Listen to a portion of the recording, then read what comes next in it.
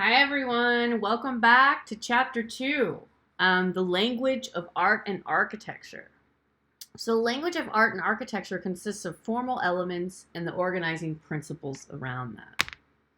So, the formal elements are line, light and value, color, texture and pattern, shape and volume, space, time, and motion. Some works also contain elements of chance, improvisation, spontaneity, engaging senses other than sight. This is an interior of a dome, a mosque in Spain from 961. Not 961. It's beautiful. Line. So actual lines, regular or irregular. Implied lines are dotted, broken, and pointing in action. A line is a moving point, having length and no width. Actual lines physically exist and can be broad, thin, straight, and jagged. Implied lines do not physically exist but appear to be real. In direction, the vertical, horizontal, or diagonal line is describes spatial relationships, right? So the horizontal lines imply inactivity. Vertical lines imply aspiration, the potential of action. Diagonal lines suggest movement, like falling trees, or curving lines suggest flowing movement. Line quality, there's flowing, there's meandering, there's calligraphic, let me say that right, and there's jagged. So line quality can express a range of emotions: fragility, roughness, anger, whimsy, vigor, whatever the feeling is, right? The overall context of the artwork affects the understanding of the line. So most lines in this print are bold and calligraphic, and except for those in the hair and beard, where fine lines are depicting texture. And this is a Japanese woodblock from the 1850s. So cool. Line quality can express a range of emotions and characteristics such as crispness, fragility, roughness, anger, refinement, whimsy, and vigor. If you compare these two, what do you see? What's the difference? Just in line, just in the words we just described. Right? These are kind of a lot more thinner and less impactful. These are thicker, broader strokes of line. This is Paul Klee, 1927. More angular, this almost feels kind of like a blueprint of sorts, right? But it's like the Stairway to Heaven. I love it. And this is much thicker. This just feels like, and it kind of fits the aesthetic of the guy who's kind of like this big, stocky samurai, So line plays a lot in this. Gesture. Gestured lines are rapid, sketchy marks mimicking the movement of human eyes when examining a subject. Outline follows the edges of a silhouette of a 3D form with uniform line thickness. Contour lines mark the edges of the 3D object with varying line thickness and with some internal detail.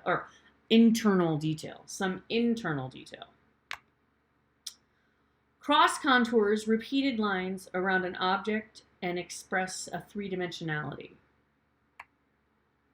Lines can produce tones or values, and in parallel lines of hatching, right? This is called hatching. Parallel lines and layers is cross-hatching.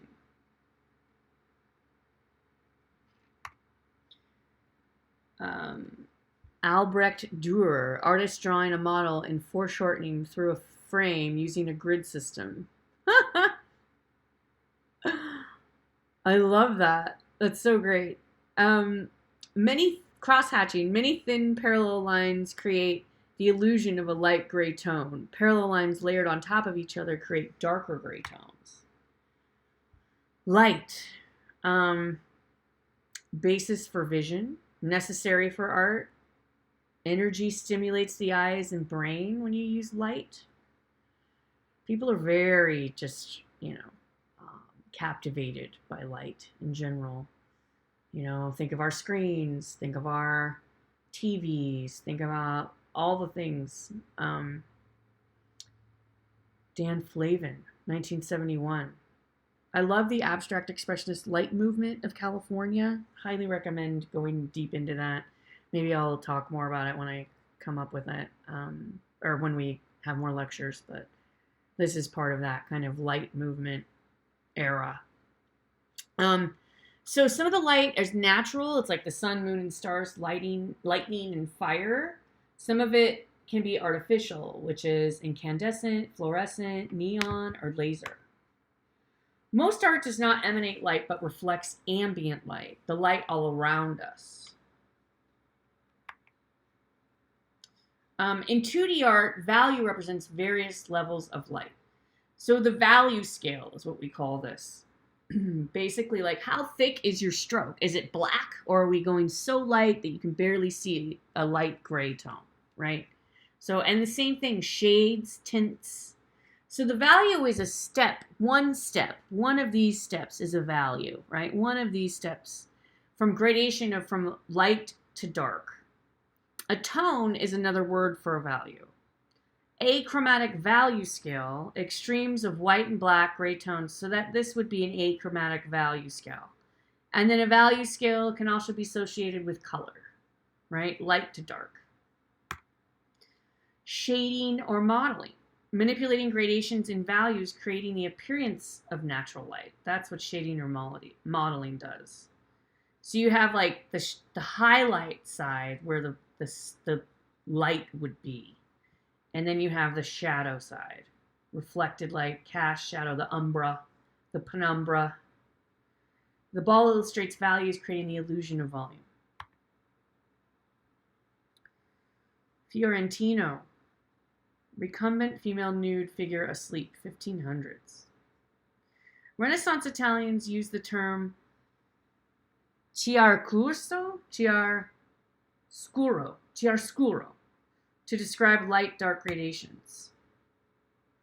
Louise Nevelson, a mirror image from 1969, was painted wood,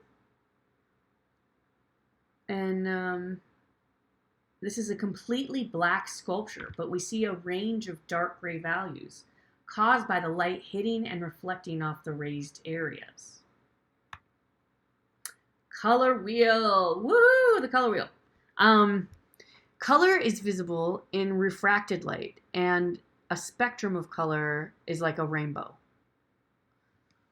Yes, we're gonna get more into what all of these numbers are, 1, 2, 3s, and what the color wheel represents: adjacent, congruent.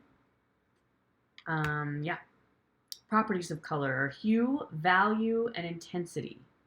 So intensity is the brightness or dullness of a hue. And some of the synonyms for the intensity would be the saturation. We use that like in Photoshop. We say if it's super intense, it's oversaturated. And in another synonym would be chroma code.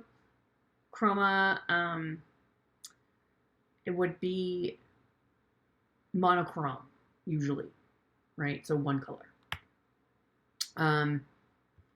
Hue, pure color, that's the color's name, right? That's the hue. Then we have the value, light and darkness within a hue. So black added to the hue is the shade, and then white is the tint.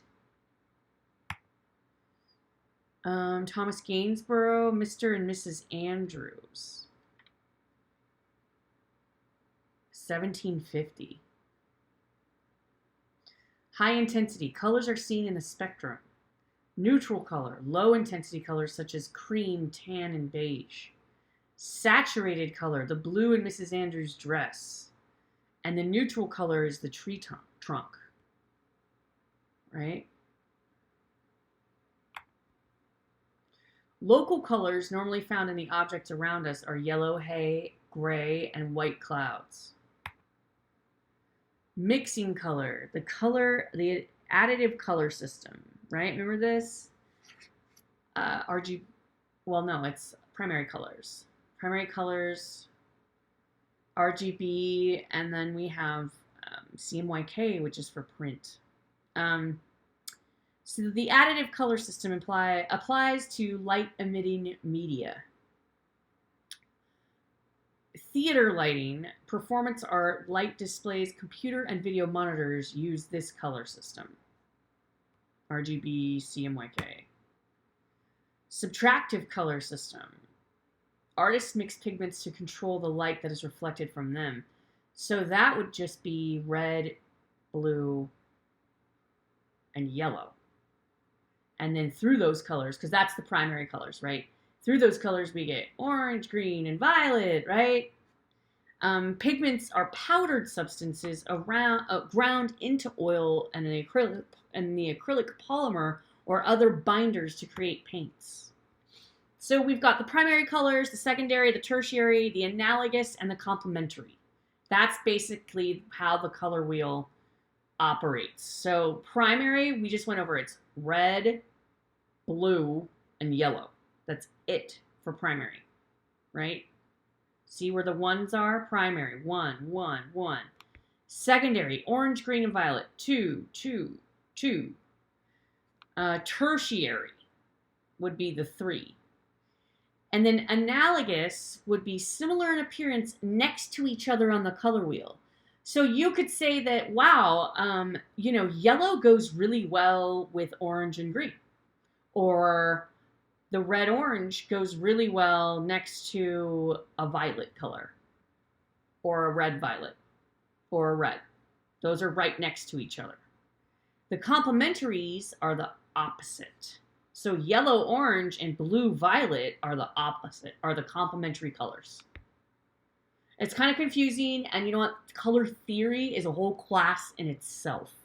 So if it's a little confusing at first, don't worry about it. This is just kind of the beginning of understanding the color wheel. So the 3 small center squares above seem to be different shades of orange, but they are all the same. The 2 small pink squares above seem to be the same, but they are different. Color perception is relative. We see colors differently depending on the surroundings. Natural light is constantly changing, so color is constantly changing. So if you stare at the white dot at the center of the flag for 30 seconds and then look at the white area, it will appear to be red, white, and blue. Color perception shifts due to eye fatigue.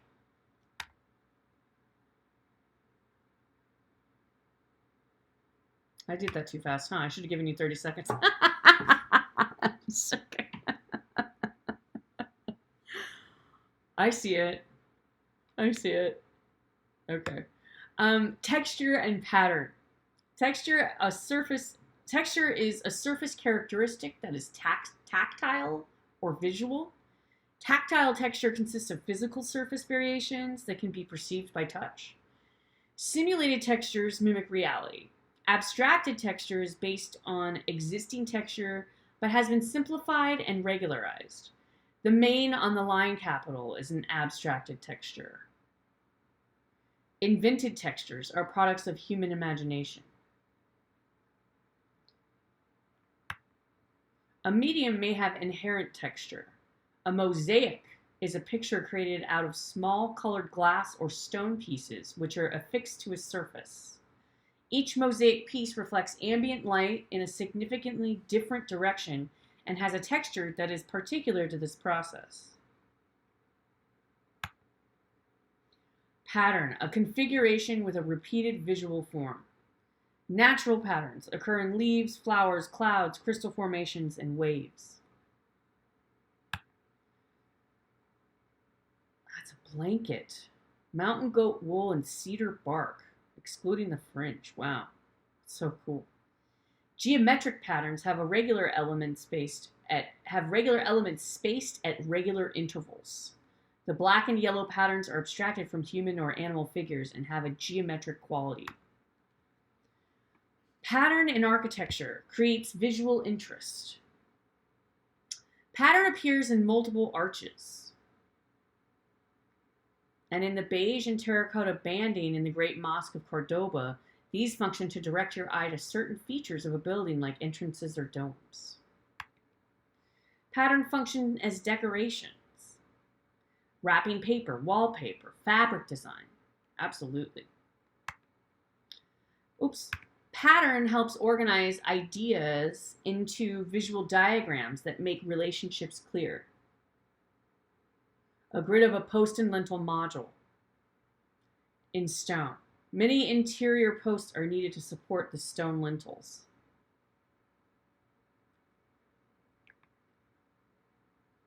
Shape and volume. Shape is 2D visual entity. Regular shapes are geometric, like circles, squares, triangle, and hexagon. Irregular shapes are organic or biomorphic. Shapes can be defined by outlines or by an area of color surrounded by a contrasting area. Bounds of the intellect contain many geometric shapes.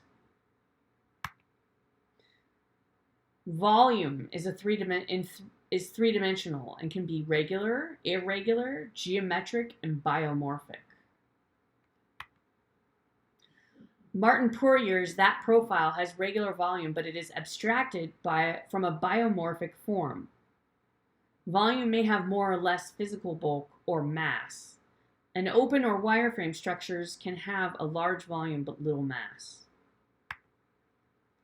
Space. The space in 2D artwork. The space of sculpture and architecture. The area it occupies and the voids it contains. We say that word a lot in art, space. The space of performance art, installation, and intermediate work. Right? There's a lot of space in the middle here.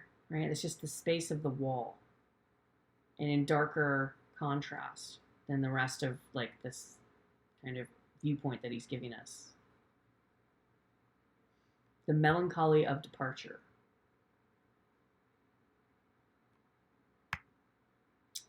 Planaire space, the height and width of the picture surface. Complex illusions of space are created through perspective, resulting in the illusion of depth on a flat picture plane. Atmospheric perspective or aerial perspective refers to the light bleached out, fuzzy handling of distant forms to make them seem far away. Right? The fuzzy handling of things to make it seem far away are the clouds and the landscape, and they're up close. Oh, and here's the difference in the color schemes of the far away and the up close. Linear perspective, the theory that parallel lines appear to converge as they recede. They seem to meet on the horizon line, and the horizon line corresponds to the viewer's eye or the vantage point.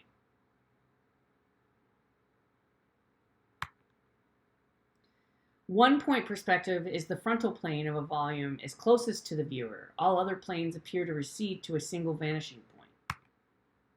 One-point perspective, the frontal plane of a volume is closest to the viewer, and all other planes appear to recede to a single vanishing point. Right? Look at the volume of this and the vanishing point.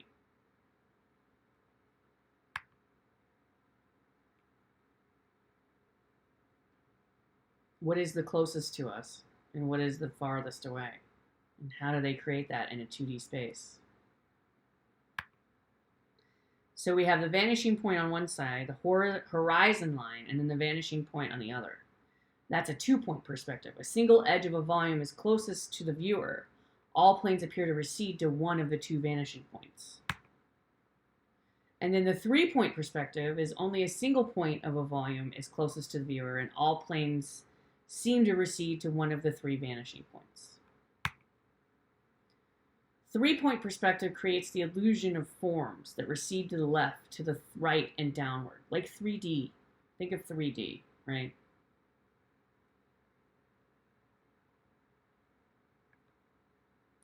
Isometric perspective is used in architectural drafting, rendering planes on a diagonal that does not recede in space. The side planes are drawn at a 30-degree angle to the left and right. The oblique perspective is a three-dimensional object rendered with the front and back parallel. The side planes are drawn at a 45-degree angle from the front plane. In the oblique perspective, it gives a sense of space going back from the lower right to the upper left. The artist has used oblique perspective to give a sense of space going back from the lower right to the upper left in this piece.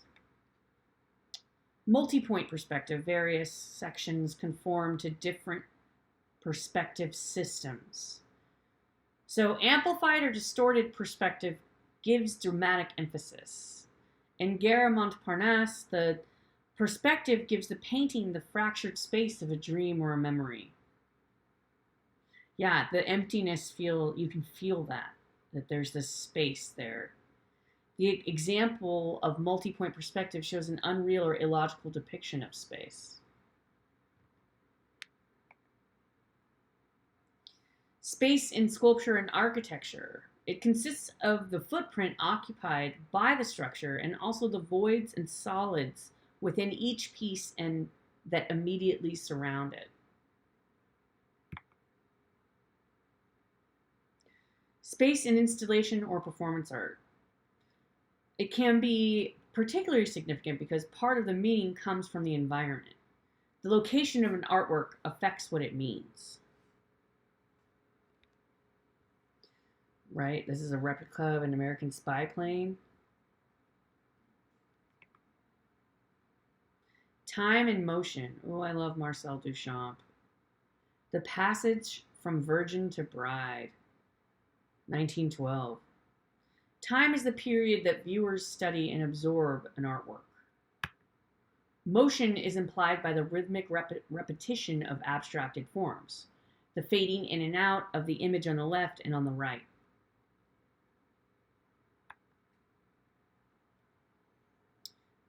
Oh, I love Marcel Duchamp. If you don't know about him, please look him up. He's just one of those. He's probably my favorite artist, I would have to say. He was one of those people that just like decided everything should be art. But he also was part of the Cubist movement, as you can tell, with Picasso.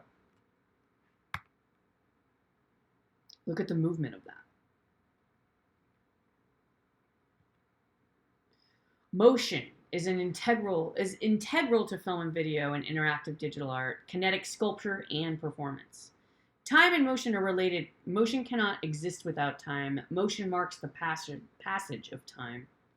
Some artwork moves and changes in time and is not fixed in form. In Cao Guo Kuang's piece, the change was rapid.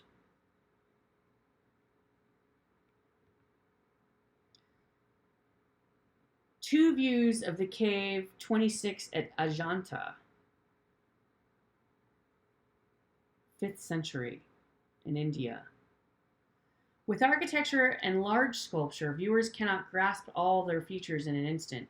These work unfold in time as we move through around them, right? We think of art in visual terms, but many artworks appeal to other senses as well. Kai Kuang's explosions are one obvious example. The Ajanta caves stimulate sound, smell, tactile, and visual sensations when you're in there. Film, video, interactive, digital art, and performance have sound components to accompany the visual as well. African masquerades are art forms that incorporate art objects, singing, dancing, and community celebrations and rituals. Masks are not considered static sculptures, but are integral parts of the larger masquerade art form. So cool. Aspect of chance, like Kai Kuang's black rainbows exploding into the sky, and Alan Capro's Household, where performance worked from a simple premise but were free to improvise. The performing arts have had a great influence on the visual arts, especially performance art as an art form that incorporates live action and mixed media and is presented before an audience. The first performances were called happenings and organized by Alan Capro, who believed that art, like life, should be unstable, transitory, and ambiguous. Happenings were events that began with a simple premise but progressed in unexpected ways through spontaneity and improvisation. This is 1964. Capra believed that art, like life, should be unstable, transitory, and ambiguous. What happened was what was important. This opposes previous Western thought, which regarded artworks as pure, transcendent, universal objects meant to endure. So this, in the sense, was the happening, right? The moment, the temporal art, the temporary. Like, think about when you go to music festivals. That art goes up and then it goes down, right? And then it's going on somewhere else, but it's going to be something else in a different form, in a different space and time, right? That's principles of composition. So the composition is the arrangement of formal elements in a work of art. Some of the principles of composition are balance, rhythm, proportion, scale, emphasis, unity, and variety. These are also the principles of design. Balance. So placing elements so that the visual weights seem evenly distributed. Symmetrical balance is the visual weight that is distributed evenly.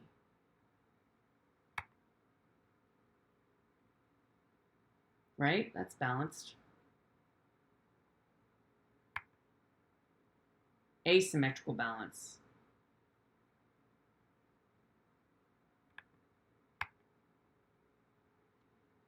Radial balance. Angkor Wat. I want to go there so bad. It's like I've almost made it happen in my life, but it's coming. I want to go there. Radial balance are elements in the composition that visually radiate outward from a central point. Symmetry and radial balance add to the grandeur of this enormous temple complex. Damien Hirst. He's still alive. He's probably, I think he's one of the wealthiest living artists at this time. Rhythm. The repetition of carefully placed elements. Regular rhythm is smooth and systematically repeated. Alternating rhythm is different elements repeatedly placed side by side. And then eccentric rhythm is irregular, but not so much so that the visuals do not connect. Oh, Klaus Oldenburg and Koos van Bruggen and Frank Gehry. I love that. Proportion. The size of one part in relation to another within a work of art. And scale is the size of something in relation to what we assume to be normal. Proportion and scale are expressive devices. The tall sculptural forms on the masks of the Bois masqueraders suggest their otherworldly power. The hieratic scaling points to the highest ranking person in the scene, as in Parinirvana.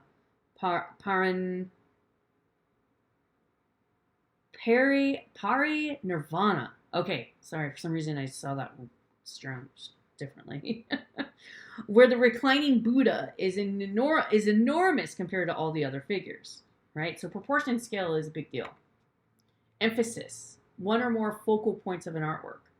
When there are several focal points, lesser ones are called accents. In the passage from Virgin to Bride, the lightest tones are the most emphasized. Right? The girl is the most emphasized in this.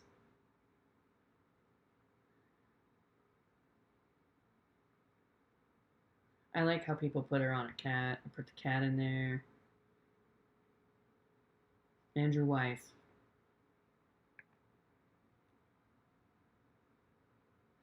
Right? What are we emphasizing here?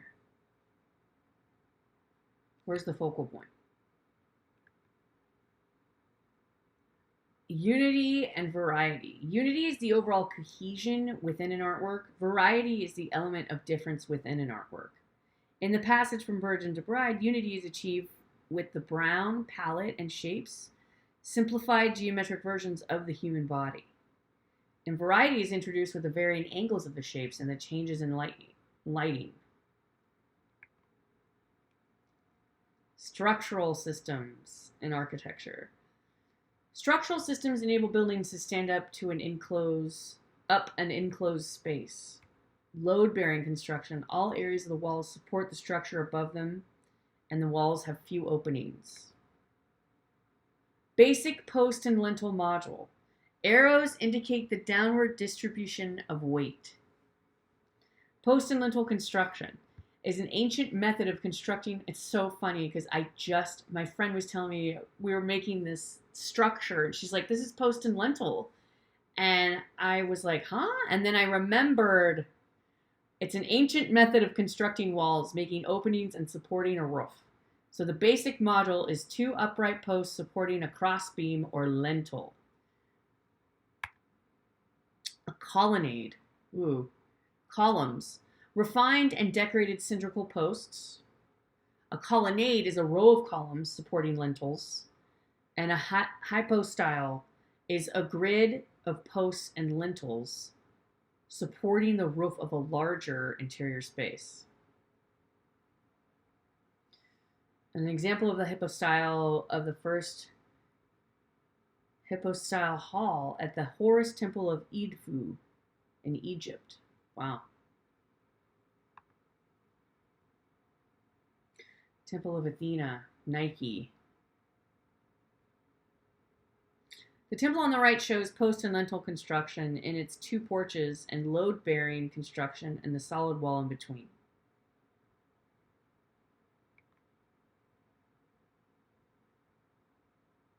All right, we're getting into some columns here. Okay, so we've got a diagram of the Greek and Roman columns.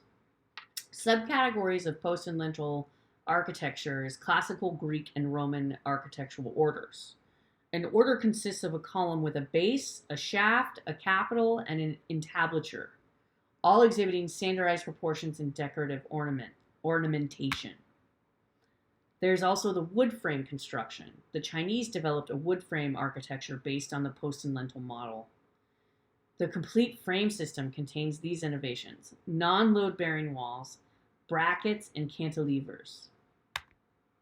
Arches, vaulting, and domes. Stone would have limited use as a material because of its weight and brittle nature were it not for the arch, a structural innovation that dates back to ancient Egypt.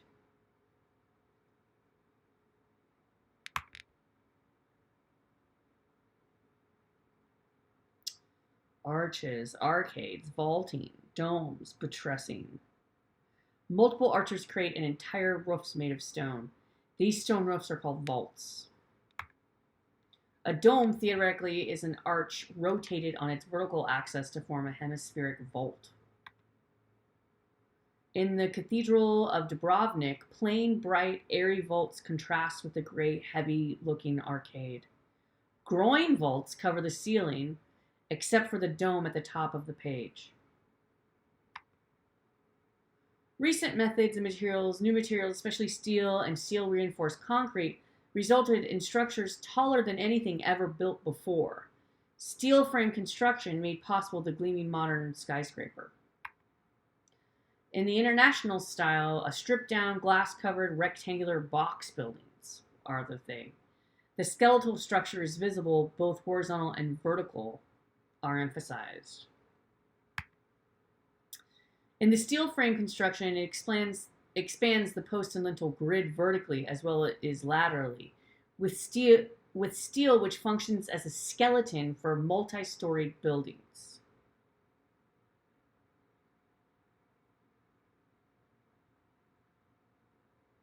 Yeah, and the metal bar embedded in the concrete, right, is that post and lintel structure.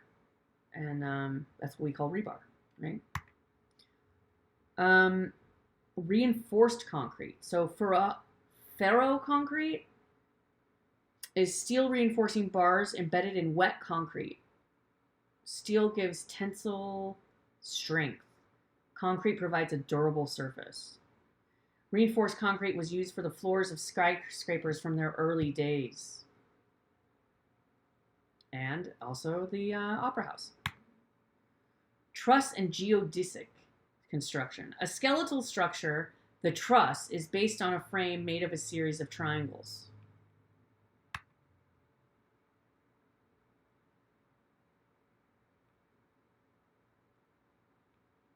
Wow, look at that giant dome from 67. The geodesic dome, there's a lot of them these days out in the desert where I was living before in Joshua Tree. There's a lot of domes. An architectural form that can be scaled to a large size. It is distorted to be flat or tall, and it's covered with a variety of materials. Oh yeah, and it's our modern stadiums too, right? Um, suspension and tensile construction consists of steel cables attached to vertical pylons or masts that can support structures like bridges, exhibition tents, or sport arenas. Suspended steel cables hold up the roof mesh, efficiently providing shade over a large area.